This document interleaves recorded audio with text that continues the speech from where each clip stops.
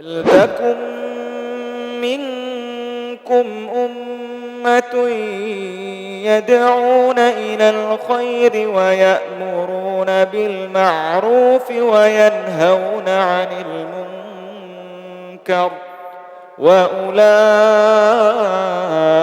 هُمُ الْمُفْلِحُونَ. الحمد لله نحمده ونستعينه ونستغفره ونعوذ بالله من شرور أنفسنا ومن سيئات أعمالنا من يهد الله فلا مضل له ومن يضلل فلا هادي له وأشهد أن لا إله إلا الله وحده لا شريك له وأشهد أن محمدا عبده ورسوله أرسله بالحق بشيرا ونذيرا. أما بعد فأعوذ بالله من الشيطان الرجيم. بسم الله الرحمن الرحيم. يوم نقول لجهنم هل امتلأت وتقول هل من مزيد وأزلفت الجنة للمتقين غير بعيد هذا ما توعدون لكل أواب حفيظ من خشي الرحمن بالغيب وجاء بقلب منيب ادخلوها بسلام ذلك يوم الخلود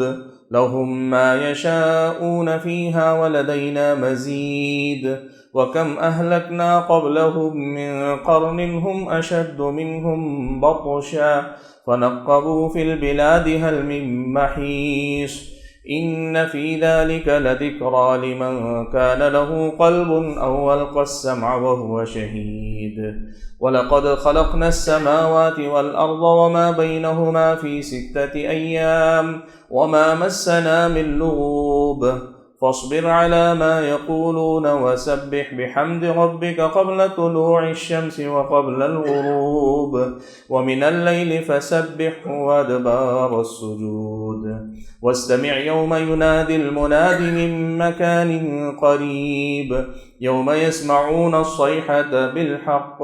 ذلك يوم الخروج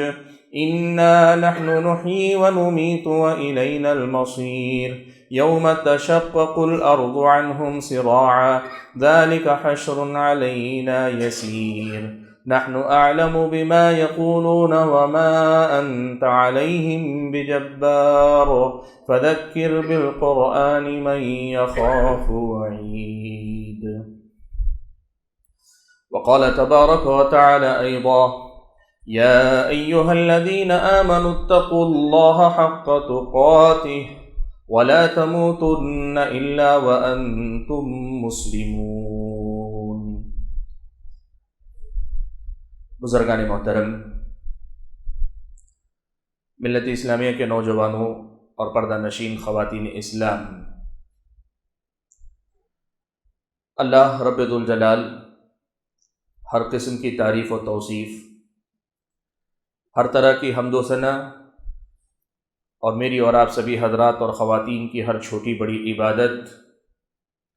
ہماری ہر ایک ریاضت اور ہر قسم کی بندگی کا اکیلا اور تنہا مستحق رب ہے، معبود برحق ہے، جس نے ہم اور آپ کو اس دنیا کے اندر اپنی بندگی کے لیے پیدا فرمایا، جس نے ہم اور آپ کو ہماری اپنی زندگی کے مقصد کو پہچاننے کی توفیق عطا فرمائی، جس نے ہم اور آپ کو یہ سمجھایا بتلایا کہ اس دنیا کے اندر بندگی ہمارا اور آپ کا سب سے بڑا کمال ہے، بندگی میری اور آپ کی مصروفیات میں سب سے اہم ہے، اور اللہ کی بندگی ہی میں جیتے رہنا اور اسی کی بندگی کرتے ہوئے دنیا سے چلے جانا اس دنیا کی اور آخرت کی دونوں ہی جگہ کی کامیابی اور کامرانی ہے۔ درود و سلام ہو نبی آخر الزماں پیارے نبی محمد صلی اللہ علیہ وسلم کے ذات گرامی پر، جنہوں نے اللہ تبارک و تعالیٰ کا وہ دین ہم اور آپ تک پہنچایا، جو دین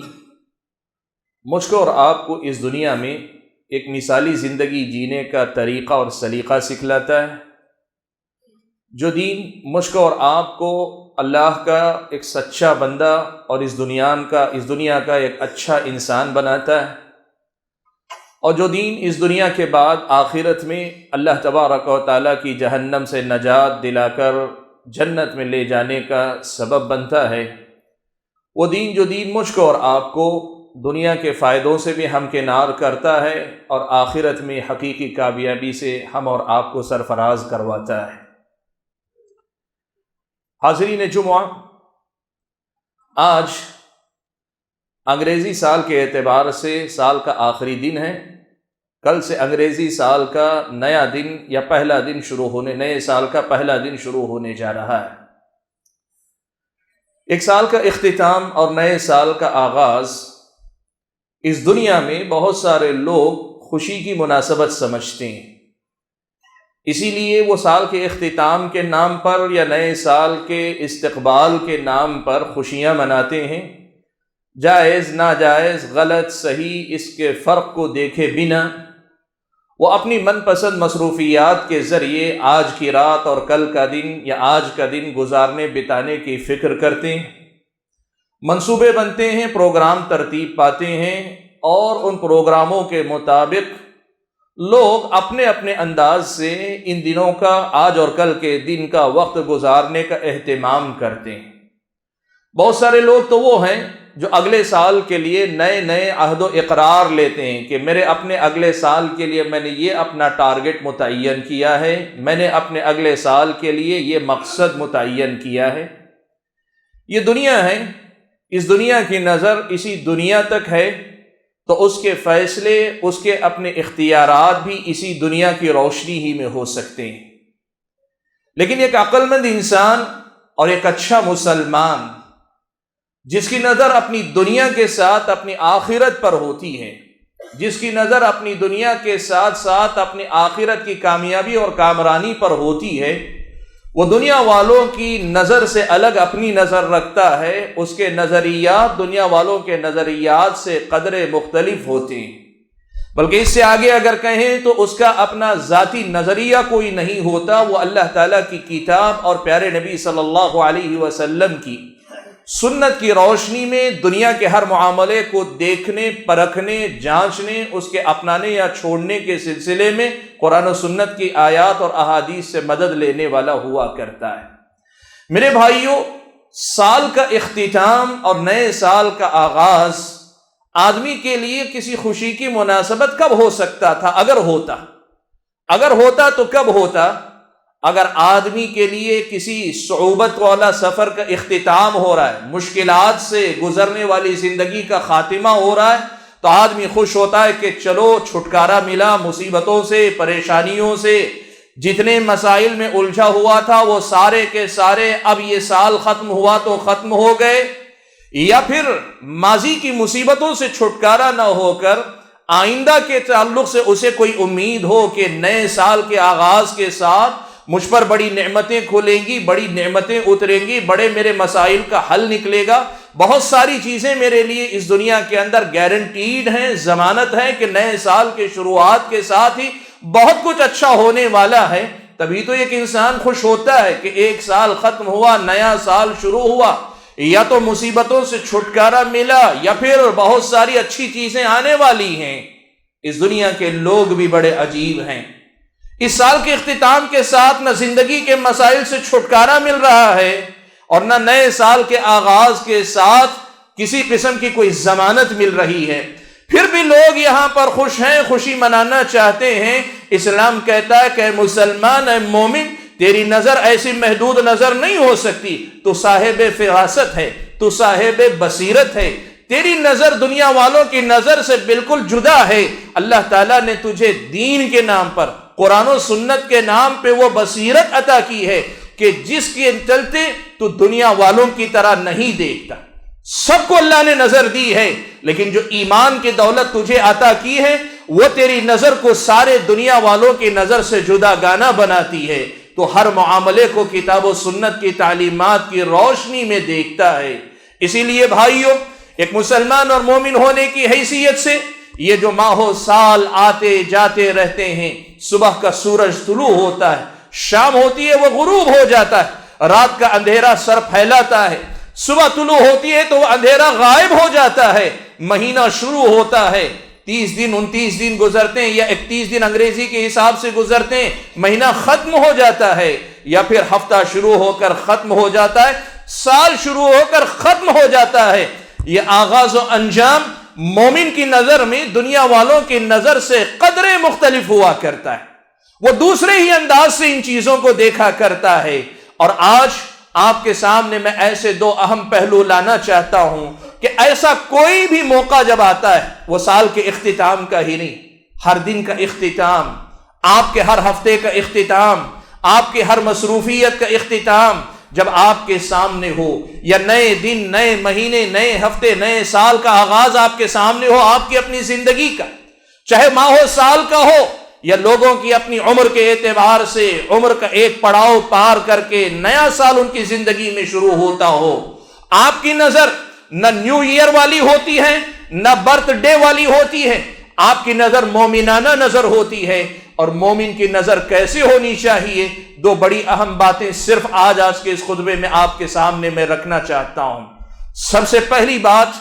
جس کا ہم اور آپ کو کتاب و سنت نے سبق پڑھایا ہے وہ یہ کہ دیکھو، یہ ماہ و سال تمہارے سامنے شروع ہو کر ختم ہو رہے ہیں، تو تمہیں پہلا سبق یہ سمجھنا چاہیے کہ میں ان صبح و شام کو شروع اور ختم ہوتے دیکھ رہا ہوں، ماہ و سال کو شروع اور ختم ہوتے دیکھ رہا ہوں، یہ دراصل خود ختم ہو نہیں رہے، مجھے اپنے خاتمے کی یاد دہانی کروا رہے ہیں۔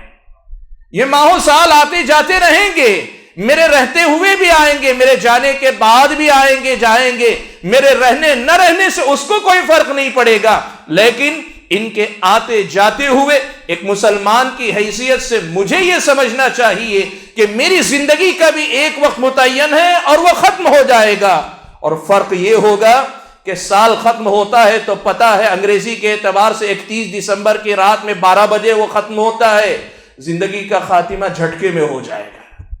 کوئی وقت متعین نہیں ہوگا، کوئی مناسبت نہیں ہوگی، تمہیں پتہ بھی نہیں ہوگا کھڑے ہو کے بیٹھ بھی پاؤ گے کہ نہیں،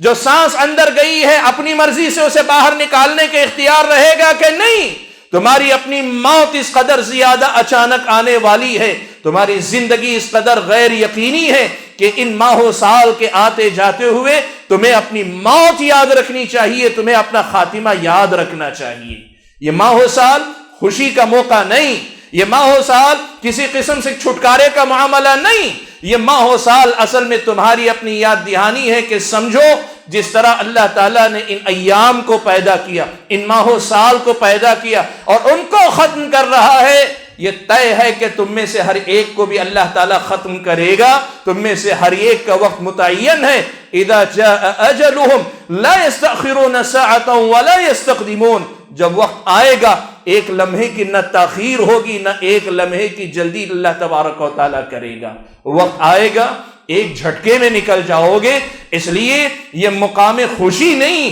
یہ مقام عبرت ہے کہ یہ گزرتے ہوئے ماہ و سال گزر رہے ہیں، ہر پل مجھے اپنی موت کی یاد دہانی کروا رہے ہیں۔ کیا میں اپنی موت کے لیے تیار ہوں؟ کیا میں اپنے آپ کو اس مقام پہ رکھا ہوں جہاں میں اپنے مرنے کے لیے تیار ہوں کہ میں نے وہ عمل کیے ہیں، میں نے وہ نیکیاں کی ہیں، میں نے بندگی کے اس مقام کو پایا ہے کہ جس مقام کے بعد اللہ سے امید لگا سکتا ہوں کہ اللہ تعالیٰ مجھ سے راضی ہے؟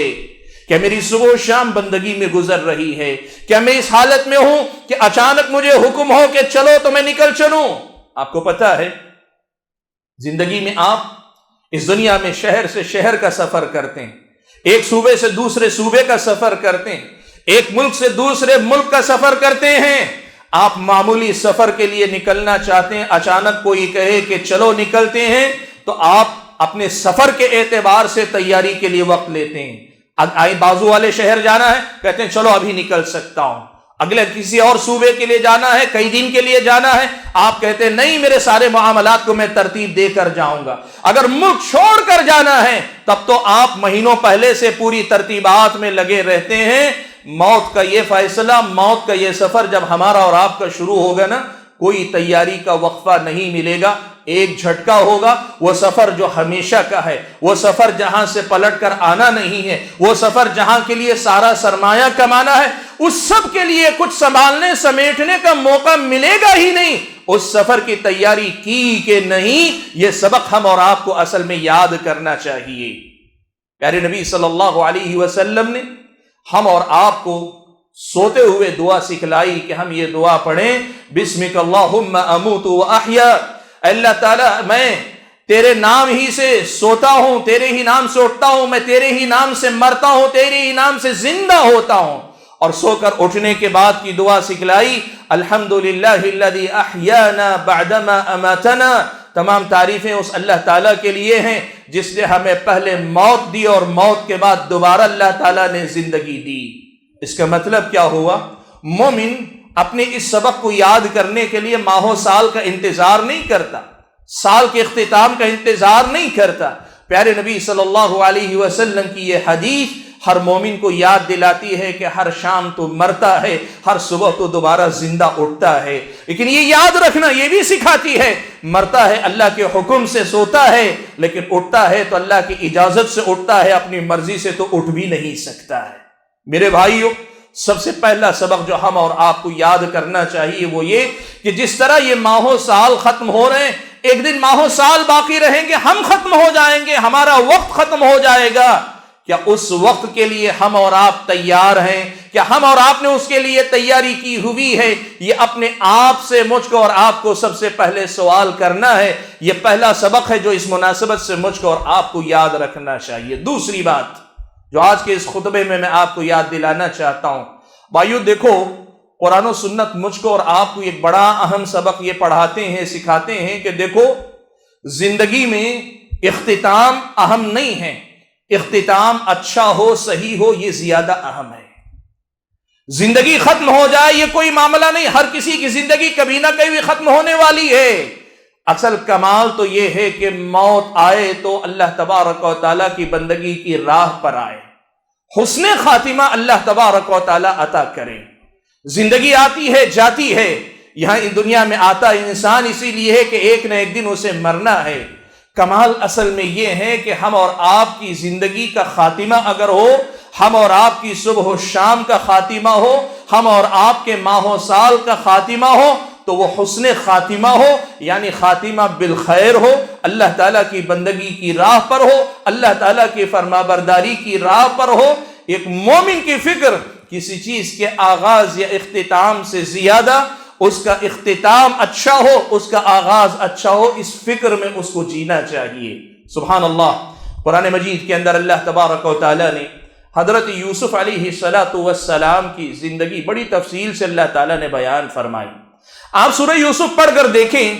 حضرت یوسف علیہ السلام کو اللہ تبارک و تعالیٰ نے شروع میں آزمایا، بعد میں جا کر اللہ تعالیٰ نے نبوت بھی عطا فرمائی، بادشاہت بھی عطا فرمائی، بچھڑے ہوئے بھائیوں کو بھی لے آیا، ماں باپ جو دور تھے بچھڑے ہوئے تھے انہیں بھی لایا، سب کو اکٹھا بھی کیا. جو خواب بچپن میں دیکھا تھا کہ 11 ستارے سجدہ کر رہے ہیں اور سورج اور چاند بھی ان کے ساتھ ہیں، وہ اس خواب کی تعبیر بھی اللہ تعالیٰ نے ظاہر فرما دی. حضرت یوسف علیہ السلام کی زندگی میں دنیا کی مادی بھی، معنوی بھی، دنیاوی بھی، دینی بھی نعمتوں کا جب اجتماع ہوا تو حضرت یوسف نے کیا کیا؟ جو دعا کی اللہ تعالیٰ نے وہ دعا قرآن مجید میں نقل فرمائی. ان کی دعا کے ایک ٹکڑا یہ بھی تھا کہ انہوں نے دعا کی کہ توفنی مسلما والحقنی بالصالحین، اے میرے رب مجھے تیرا فرما بردار رہتے ہوئے ہی وفات دینا اور مجھے صالحین میں شامل کر لینا. بھائیو، اس دنیا میں ہمارے اور آپ کے پاس دنیا کی بادشاہت بھی ہو اور یقین مانے اس دنیا کے اندر ہمارے پاس ایمان کی بھی دولت ہو. عام طور پر ہم سمجھتے ہیں دنیا کی دولت ہو ایمان نہ ہو تو وفات اب آئے تو نقصان ہے، اور ہم اگر یہ سوچ سمجھ لیں کہ نہیں، اس دنیا کے اندر پوری زندگی ہمارے اور آپ کے ساتھ دین بھی ساتھ چل رہا ہے، لیکن وفات کے وقت اگر دین ہم اور آپ سے چھن جائے تو ہم سے زیادہ خسارے والا کوئی نہیں میرے بھائی. توفنی مسلما والحقنی بالصالحین، اے میرے رب مجھے مسلمان بنا کر، فرما بردار بنا کر، تیرا فرما بردار بنا کر وفات دینا، والحقنی بالصالحین، اور مجھے صالحین میں شامل کر دینا، صالحین کے ساتھ ملا دینا. یہ اس نبی کی دعوت ہے جس کے پاس دین اور دنیا دونوں اکٹھا ہو گئے تھے. نبی کو پتا ہے کہ اصل اعتبار تو خاتمے کا ہے، اصل نتیجہ تو خاتمہ کس پر ہوتا اس پر نہ ہے. ورنہ تو دنیا میں کتنے ہدایت یافتہ لوگ ہیں جو ساری زندگی ہدایت یافتہ رہے یا رہتے ہیں، مرنے سے پہلے کسی نہ کسی فتنے میں مبتلا ہو کر دین و ایمان گنوا بیٹھتے ہیں۔ ایک مومن کی فکر اصل یہ ہوتی ہے کہ خاتمہ ماہ و سال کا نہیں، خاتمہ زندگی کا بھی نہیں، خاتمہ اصل میں نیکی پر ہماری موت آنے کا ہے، فرما برداری کی راہ میں ہماری موت کے آنے کا اصل میں اعتبار ہے۔ اور ایک مومن کی زندگی میں اس سے بڑا کوئی مقصد نہیں ہوتا، اس سے زیادہ کوئی ٹارگٹ نہیں ہوتا، اور مومن اپنے اگلے ماہ و سال کے لیے بھی اس سے زیادہ بہتر کوئی اپنے لیے ٹارگٹ متعین نہیں کرتا کہ میری موت جب بھی آئے تو میں فرما برداری کی راہ پہ لگا رہوں۔ میرے بھائیوں، پیارے نبی صلی اللہ علیہ وسلم نے اسی بات کو سمجھاتے ہوئے فرمایا الاعمال بالخواتیم، دوسری روایت میں کہا انما الاعمال بالخواتیم، کہ لوگوں اصل اعمال تو وہ ہیں جن پر تمہارا خاتمہ ہوتا ہے، اصل اعتبار تو ان اعمال کا ہے جن اعمال پر تمہارا خاتمہ ہوتا ہے، نیکی کرتے ہوئے تمہارا خاتمہ، بندگی کی راہ پر تمہارا خاتمہ، نبی کی فرما برداری پر تمہارا خاتمہ، اللہ تعالیٰ کی بندگی کی راہ میں تمہارا خاتمہ، گناہوں سے دور، بدعتوں سے دور، شرکیات سے دور، اللہ کی نافرمانی سے دور، لوگوں پہ ظلم و زیادتی سے دور، ہر قسم کے شر سے بچ کر کسی بھی خیر کے ساتھ تمہارا خاتمہ ہوتا ہے۔ اصل تو یہی تمہاری اور میری کامیابی کی ضمانت ہے۔ اس لیے جو سبق اس مناسبت سے تمہیں یاد رکھنا ہے وہ یہ کہ ماہ و سال آتے ہیں جاتے ہیں، آتے رہیں گے جاتے رہیں گے، اور دنیا والے اسے خوشی کا موقع بھی سمجھتے رہیں گے، اپنے اپنے انداز میں اسے منائیں گے، لیکن مومن کی نظر ایسی محدود نظر نہیں ہو سکتی، اس کی سوچ اتنی محدود نہیں ہو سکتی، وہ اپنے معاملات کو کچھ الگ ہی انداز سے دیکھا کرتا ہے۔ اس کی فکر یہ ہوتی ہے کہ ماہ و سال کے ختم ہونے سے زیادہ میرا مسئلہ یہ ہے کہ میرا خاتمہ ایمان پر ہوگا کہ نہیں ہوگا۔ آج آپ میں سے کوئی آدمی یہ سمجھتا ہے کہ اللہ کی توفیق سے مجھے بہت اللہ تعالیٰ نے نوازا ہے ایمان کے اعتبار سے، کہ میں اچھے ایمان عقیدے والا ہوں، میں اچھے عمل کرنے والا ہوں، میں گناہوں سے دور ہوں، میں لوگوں کی حق تلفی یا لوگوں پر ظلم نہیں کرتا ہوں، میں ہر قسم کے شر سے بچا ہوا ہوں، اکا دکا غلطیوں کے وجہ کے علاوہ ساری زندگی میری بہت اچھی ہے۔ تب بھی آپ کے لیے ضروری ہے کہ آپ ڈرتے رہیں کہیں خاتمہ آپ کا برا نہ ہو جائے۔ اللہ نے اسی لیے دعا سکھلائی کہ ربنا لا تزغ قلوبنا بعد اذ ہدیتنا، اے ہمارے رب ہدایت دینے کے بعد ہمارے دلوں کو اس ہدایت سے پھیر نہ دینا۔ ہدایت تو نے دی، تیری ہدایت کے نتیجے میں ہم پابند ہوئے ہیں، اے میرے رب کہیں یہ ہدایت مجھ سے چھن نہ جائے۔ مومنوں کو سکھایا کہ یہ دعا پڑھتے رہو۔ آپ کامل ہیں، آپ پورے ہیں، آپ ایمان کے کمال پر ہیں، ایمان کے اعلیٰ مقامات اور درجات پر ہیں، پھر بھی آپ اپنی طرف سے مطمئن مت رہیے، آپ اللہ تعالیٰ سے ڈرتے رہیے اور یہ دعا کرتے رہیے کہ اے ہمارے رب ہمارے دلوں کو ہدایت سے پھیر نہ دینا، اے ہمارے رب ہدایت سے محروم نہ کر دینا، جس طرح آج ہدایت عطا کی ہے مرتے دم تک اس ہدایت پہ قائم رکھنا۔ یہ دعا ہم اور آپ کرتے رہیں۔ اور اگر ہمارے اندر عمل کی کوتاہی ہے، ہمارے اندر کمی ہے، ہم ناقص ہیں، ادھورے ہیں، مایوس مت ہونا، مایوس مت ہونا۔ اللہ تعالیٰ نے یہ جو زندگی دی ہے، یہ زندگی اصل میں اسی کا موقع ہے کہ اپنے نقص کو گھٹاؤ، اپنی کمی کو پورا کرو اور اپنے آپ کو اللہ تعالیٰ کے مکمل بندے بناؤ۔ آپ پورے ہیں تب بھی، آپ ادھورے ہیں تب بھی، ہر دو صورت میں کوشش یہ کرو کہ ہمارا انجام بخیر ہو، ہمارا خاتمہ بالخیر ہو، ہمارا اور آپ کا انجام اور اختتام نیکیوں کے راستے پر ہو جائے، اس کی فکر ہم اور آپ کو کرنی چاہیے۔ میرے بھائیوں، یہ حسن خاتمہ کا معاملہ جو ہے یہ بڑا ہی عجیب و غریب معاملہ ہے، یہ بڑا عجیب و غریب معاملہ۔ اس سلسلے میں پیارے نبی صلی اللہ علیہ وسلم کی ایک حدیث ہم اور آپ کو ایک بڑا اہم سبق سکھاتی ہے۔ پیارے نبی صلی اللہ علیہ وسلم سے صحیح بخاری کی روایت میں حضرت عبداللہ بن مسعود رضی اللہ تعالیٰ عنہ روایت فرماتے ہیں، اللہ کے نبی صلی اللہ علیہ وسلم نے فرمایا فواللہ الذی لا الہ غیرہ، قسم ہے اس اللہ تعالیٰ کی کہ جس کے علاوہ کوئی معبود برحق نہیں ہے، ان احدکم لا یعمل بعمل اہل الجنہ، تم میں سے ایک آدمی جنتیوں جیسے اعمال کرتا رہتا ہے، جنتیوں کے اعمال کرتا رہتا ہے، یہاں تک کہ جنت اور اس عمل کرنے والے کے درمیان ایک ذراع، ایک ہاتھ، ایک گز برابر کا فاصلہ باقی رہ جاتا ہے، فیسبق علیہ الکتاب، اللہ تعالیٰ کا پھر فیصلہ آتا ہے، تقدیر میں لکھا فیصلہ۔ وہ جو ساری زندگی عمل کرتے کرتے جنت کے اتنے قریب تھا، وہ ایسا ایک عمل کرتا ہے کہ جنت میں جانے کے بجائے جہنم میں چلا جاتا ہے۔ اور اللہ کے نبی نے آگے فرمایا کہ ایسا بھی ہوتا ہے کہ ایک آدمی برابر عمل کرتا جا رہا ہے، جہنمیوں کے عمل، بدعمالیوں میں مبتلا ہے، یہاں تک کہ بدعملی کرتے کرتے وہ جہنم کے بالکل قریب پہنچ جاتا ہے، یہاں تک کہ اس کے اور جہنم کے درمیان ایک ہاتھ برابر فاصلہ باقی رہ جاتا ہے۔ نبی علیہ السلام فرماتے ہیں کہ پھر اللہ تعالیٰ کی طرف سے تقدیر میں لکھا فیصلہ آتا ہے، اور پھر وہ ایسا کوئی عمل کرتا ہے کہ اس کے بدلے میں اللہ تعالیٰ اسے جنت میں داخل کر دیتا ہے۔ آپ سوچیں گے کیا معاملہ ہے؟ ساری زندگی آدمی ایسا عمل کرے کہ نیک نظر آئے، اچانک جہنمیوں کا عمل کر کے جہنم چلا جائے، ساری زندگی جہنمیوں کا عمل کرے، اچانک ایک نیک عمل کر کے جنت میں چلا جائے، یہ کیا معاملہ ہے؟ پیارے نبی صلی اللہ علیہ وسلم کی اس حدیث کی شرح کرتے ہوئے اہل علم نے دو بڑی اہم باتیں لکھی، وہ دو باتیں آج آپ کو میں یاد دلاتا ہوں۔ پہلی بات اہل علم نے لکھی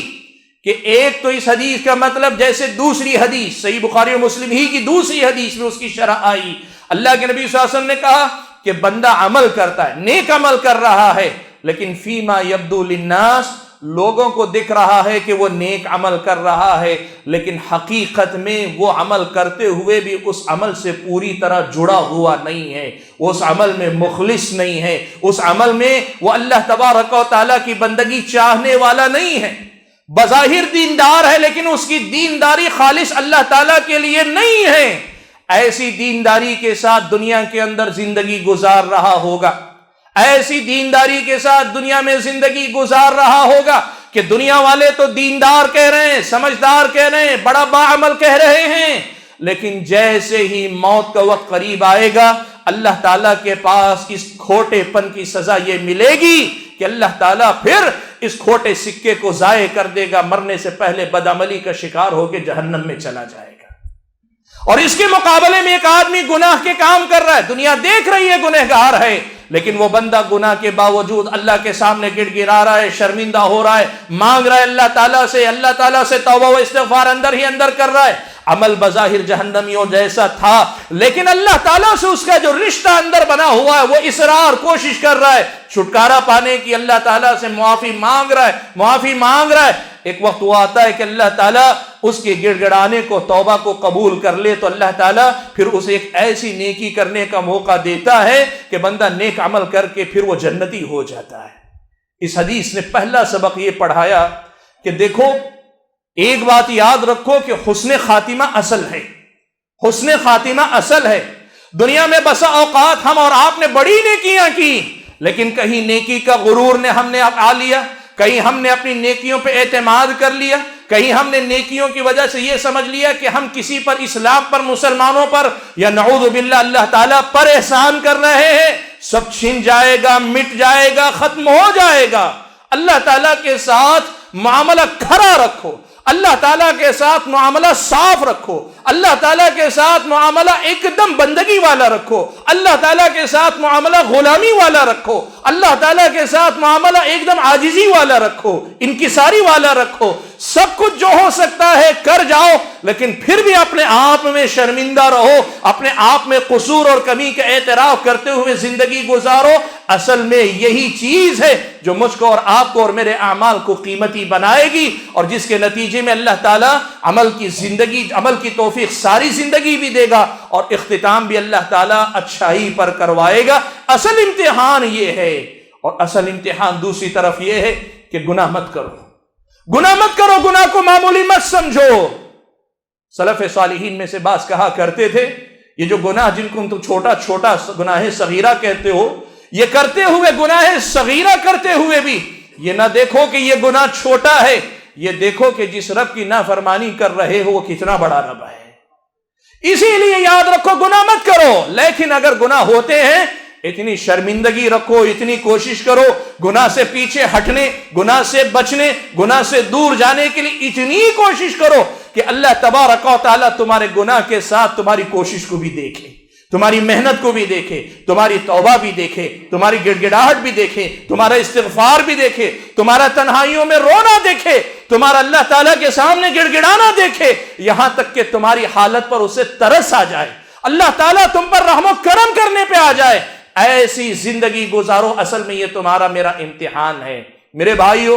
آج ہماری اور آپ کی عملی زندگی کے لیے جو سبق اس سال کے اختتام یا نئے سال کے آغاز میں ملتا ہے وہ یہ کہ دیکھو، اس رب نے ہم اور آپ کو بڑا آسان دین عطا فرمائے۔ یقین مانو اللہ تعالیٰ نے عمل کی راہ کو بہت آسان بنایا۔ یقین مانو اللہ تعالیٰ نے ہماری طاقت کے مطابق اس دین کو اللہ تعالیٰ نے بھیجا ہے۔ قرآن مجید کی یہ آیت جو حمد و صلات کے بعد میں نے آپ کے سامنے پڑھی، یہ آیت پہلے نازل ہوئی۔ اللہ نے کہا یا ایھا الذین آمنوا اتقوا اللہ حق تقاتہ، اے ایمان والو تم اللہ تعالیٰ سے ڈرو جیسے کہ اس سے ڈرنے کا حق بنتا ہے، اللہ کا حق جیسے بنتا ہے ویسے ڈرو۔ ولا تموتن الا وانتم مسلمون، اور تم مرو نہیں، تمہیں موت ہرگز نہ آئے مگر اس حال میں کہ تم مسلمان ہو، فرما بردار ہو۔ یہ آیت نازل ہوئی، صحابہ گھبرا گئے۔ کیوں گھبرا گئے؟ کہا اس لیے کہ اللہ نے کہا اللہ کا جیسے حق بنتا ہے ویسے ڈرو۔ ہم کیا، ہماری بساط کیا؟ وہ رب ذوالجلال اللہ کے نبی صلی اللہ علیہ وسلم نے جس کی بندگی کرنے والے فرشتوں کے حالات ایسے بنائے، ایک انسان ساری زندگی محنت کرے، اللہ تعالیٰ کی بندگی کا حق کہاں سے ادا ہو پائے گا؟ صحابہ پریشان تھے۔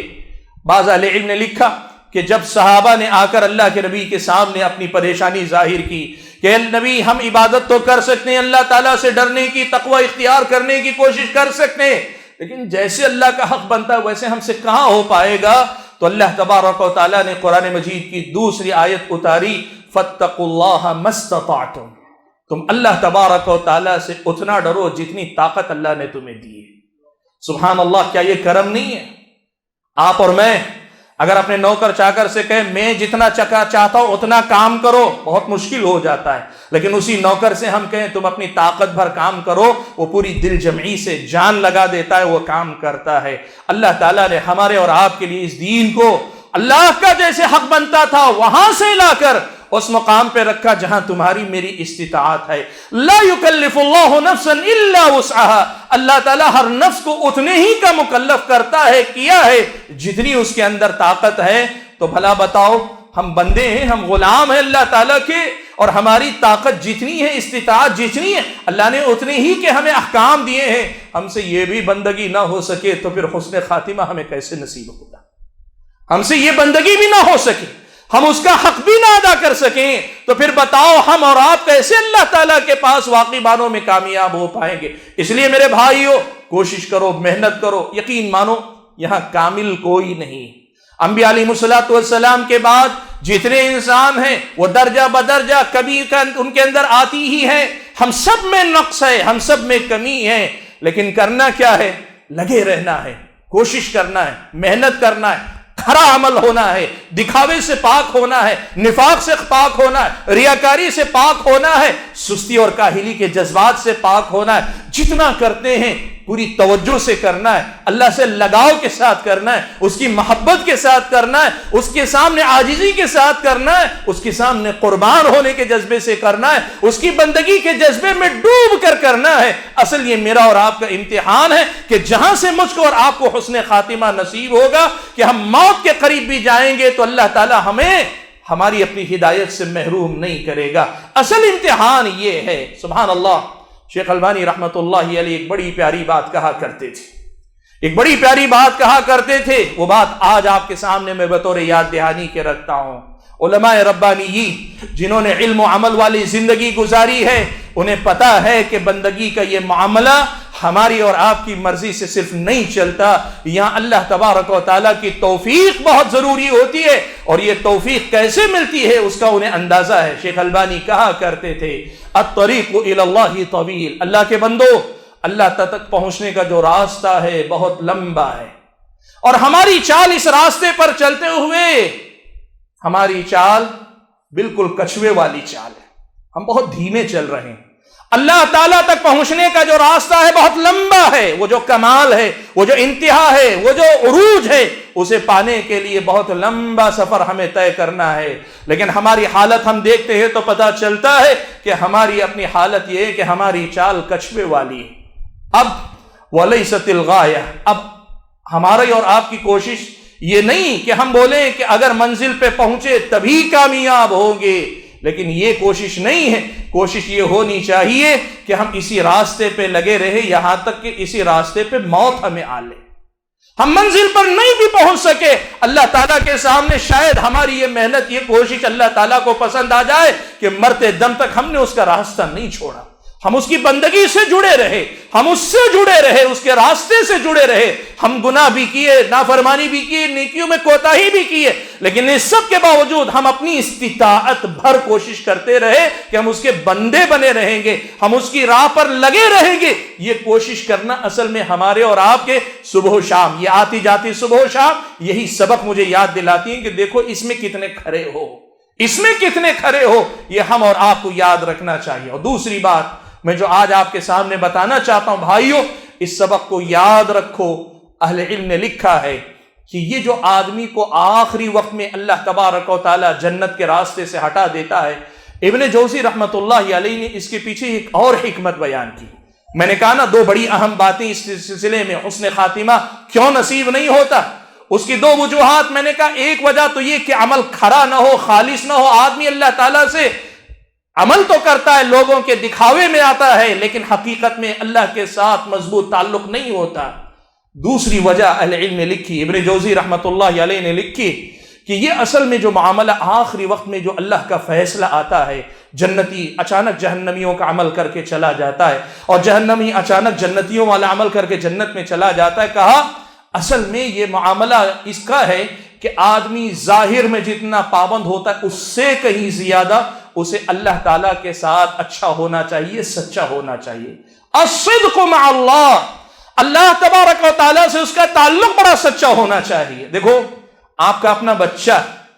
آپ جانتے ہیں کہ وہ بچہ واقعی آپ کا قدردان ہے، واقعی آپ سے محبت کرتا ہے، واقعی آپ کی فکر کرتا ہے، واقعی آپ کی خدمت کرتا ہے. ایسے بچے سے اگر لغزش ہو جائے، کوتاہی ہو جائے، آپ اس کو محسوس نہیں کرتے، آپ کو برا نہیں لگتا. آپ کو پتا ہے بچہ ہونے کے ناطے اس نے غلطی کی ہے، لیکن اس کی محبت سچی، اس کی خدمت سچی، اس کا خلوص سچا، اس کا تعلق سچا آپ محسوس کرتے ہیں. ابن جوزی رحمت اللہ علیہ نے لکھا ہے کہ یہ جو آخری وقت میں حسن خاتمہ کے لیے جو چیز چاہیے، ساری زندگی ظاہری اعمال کی پابندی کے ساتھ اللہ سے ایک ایسا رشتہ بندے کا ضرور ہونا چاہیے جہاں وہ اللہ کے ساتھ مخلص ہو.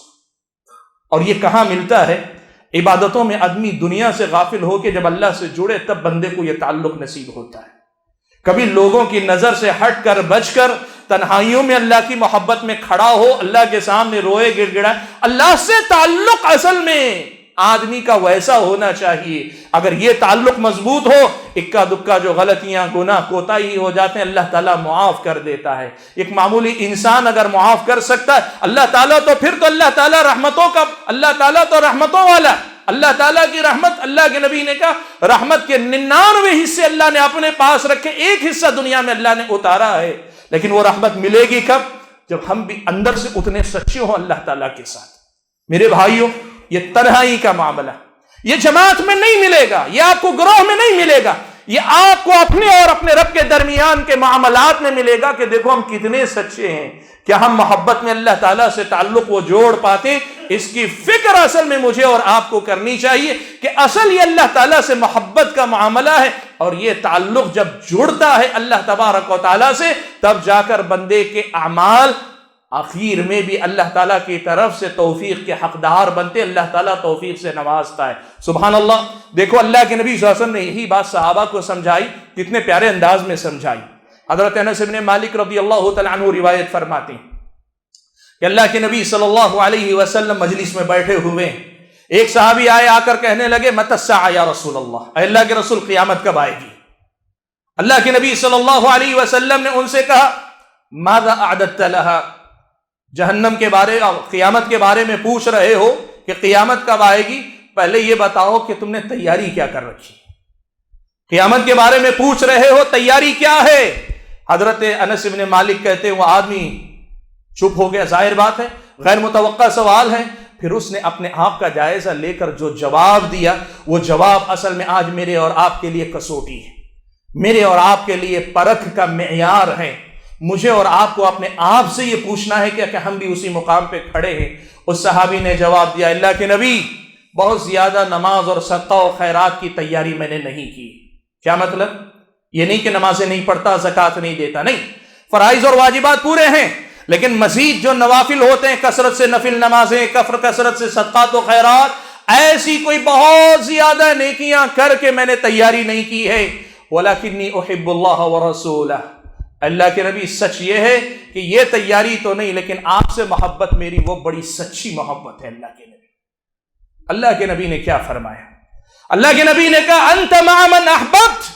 اگر یہ بات سچ ہے تو یہ بات سن لو، اللہ کے نبی نے کہا تمہارا حشر بھی انہی کے ساتھ ہوگا جن سے تم نے سچی محبت کی ہے۔ میرے بھائیوں، اصل چیز ہے یہ۔ ابن جوزی رحمت اللہ علیہ نے جو بات بتائی وہ یہ ہے، دل کا وہ تعلق جہاں جس محبت میں ہم اتنے کھڑے ہوں، اتنے سچے ہوں کہ تھوڑی بہت 19-20 غلطیاں ہوتی ہیں، اللہ معاف کرے گا، لیکن اصل چیز ہے ہم کتنے سچے اللہ کی محبت میں، کتنے پکے ہیں نبی کی محبت میں، کیسا رشتہ ہمارا ان سے جڑا ہوا ہے۔ میرے بھائیوں، یہ دو باتیں ہیں جن پہ اگر محنت کریں گے حسن خاتمہ ہم اور آپ کو نصیب ہوگا۔ اسی لیے یاد رکھو میرے بھائیوں، ایک مومن کی زندگی میں سب سے بڑی جو آزمائش ہوتی ہے وہ یہ کہ وہ کتنا سچا اللہ کا بندہ ہے اور کتنا کھرا عمل وہ اللہ تعالیٰ کے لیے کرتا ہے۔ سچی محبت ہو، سچا رشتہ ہو، اور جو عمل اللہ تعالیٰ کے لیے کرتے ہو وہ کھرا ہو، اور جب اس معیار پر اپنی زندگی کو اتار لاؤ، جب اس مقام تک اپنی زندگی کو پہنچا لے جاؤ، جب اس مقام تک اپنے آپ کو لے آؤ، تو پھر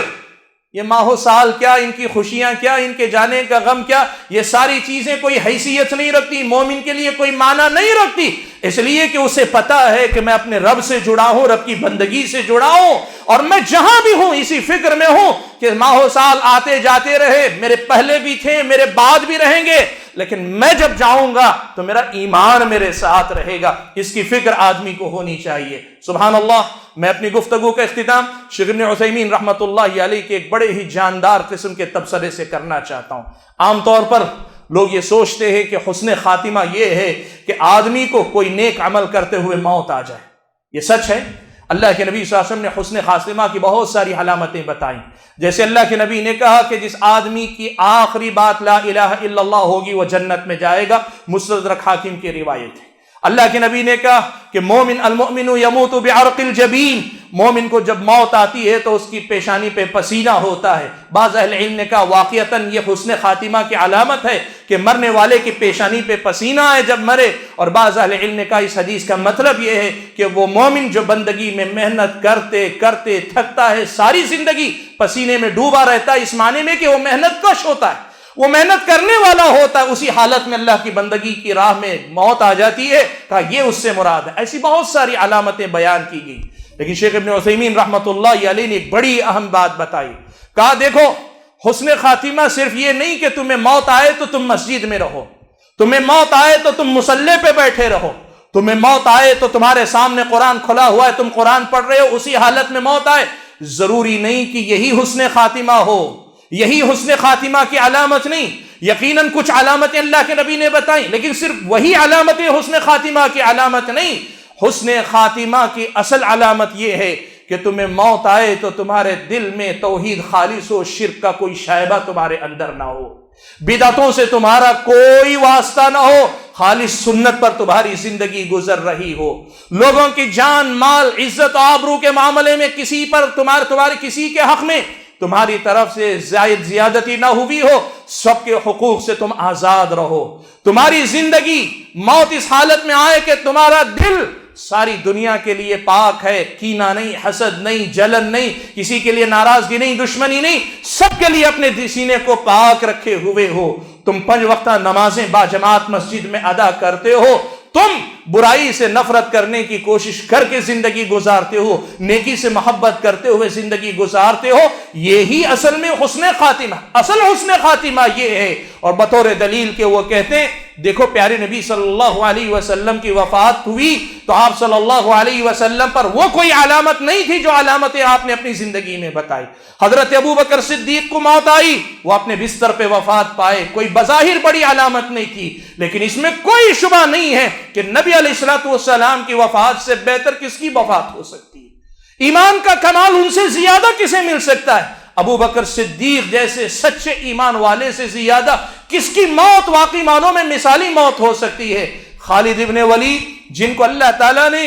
سیف اللہ، جن کو اللہ کے نبی نے سیف اللہ، اللہ کی تلوار کا لقب عطا فرمایا تھا، 100 سے زیادہ چھوٹی بڑی جنگوں میں اللہ کی خاطر لڑے تھے، اور موت آئی تو یہ حالت تھی کہ جسم کے تقریباً ہر حصے پر کوئی نہ کوئی زخم کا نشان تھا، لیکن وفات ان کی ہوئی تو بستر پر ہوئی، لیکن اس کے باوجود ان کی وفات تو مثالی وفات ہے نا، اللہ کی تلوار کا لقب پا کر اس دنیا سے۔ اس لیے میرے بھائیوں،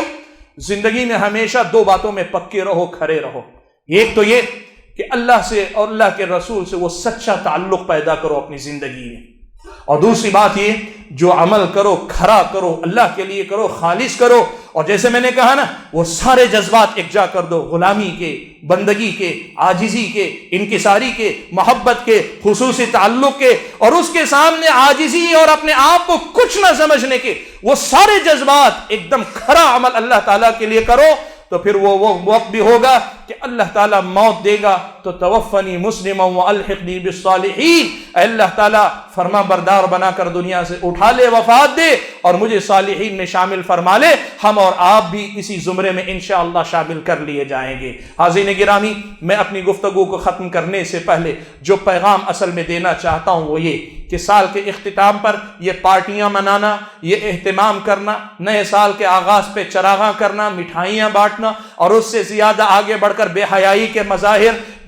گرل فرینڈ، بوائے فرینڈ وغیرہ وغیرہ، یہ ساری خرافات مومن کی زندگی میں کوئی حیثیت نہیں رکھتی۔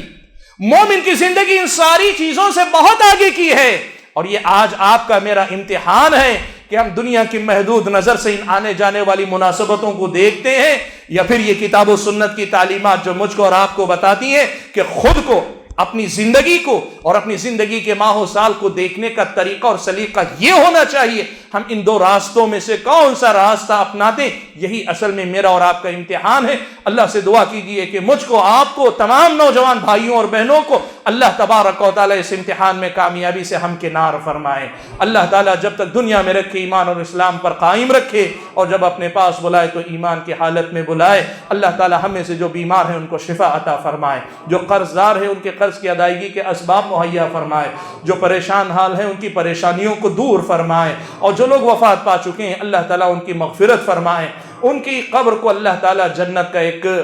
کی ایک کیاری بنا دے، جنت کی نعمتوں سے بھر دے۔ اللہ تبارک و تعالیٰ ہم سب کو جنت نصیب فرمائے، ہمارے والدین، آبا و اجداد، اساتذہ، ہمارے علماء، ہمارے قوم کے خدمت گزاروں کو اللہ تبارک و تعالیٰ جزائے خیر عطا فرمائے۔ اللہ تبارک و تعالیٰ مجھ کو اور آپ کو اپنی بندگی میں رکھے، گناہوں کو اللہ تبارک و تعالیٰ مشکل بنا دے، نیکیوں کو اللہ تعالیٰ آسان کر دے، اور ہم اور آپ کو اپنی بندگی کے لیے قبول کر لے، اختیار کر لے، جب تک دنیا میں رکھے ایمان اور اسلام پر قائم رکھے، اور جب اپنے پاس بلائے تو ایمان کی حالت میں بلائے۔ آمین وآخر دعوانا ان الحمد للہ رب العالمین۔